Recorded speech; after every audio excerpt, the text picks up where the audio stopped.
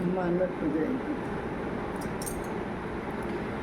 केकरा घर के लाली दौरवा, केकरा घर के ढोल है, के कर पतरी तिरियावा मानर पूजन खार है, के कर पतरी तिरियावा मानर पूजन खार है।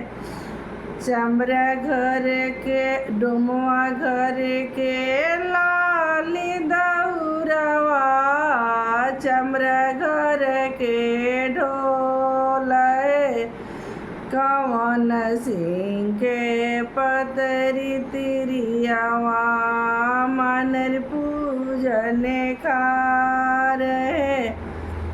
डुमवा घर के लाली दौरवा, चमरा घर के ढोल है, कवन सिंह के पतरी तिरियावा मानर पूजन खार है, कवन सिंह के पतरी तिरियावा मानर पूजन खार हो।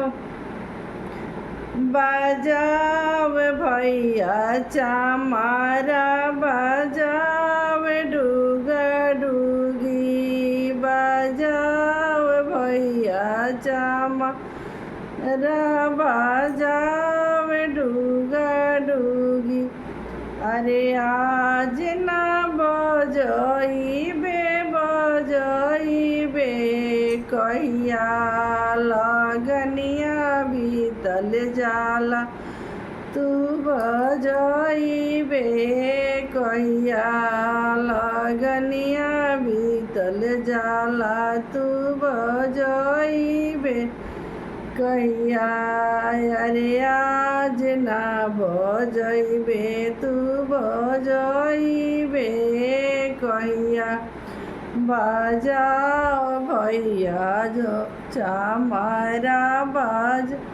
अरे डूग डूगी सोहावन बाजा होला, बजाओ भैया चमारा, बजाओ डूगा डूगी। अरे आज ना बजइबे बजइबे कहिया लगनिया बीतल जाला, तू बजइबे कहिया।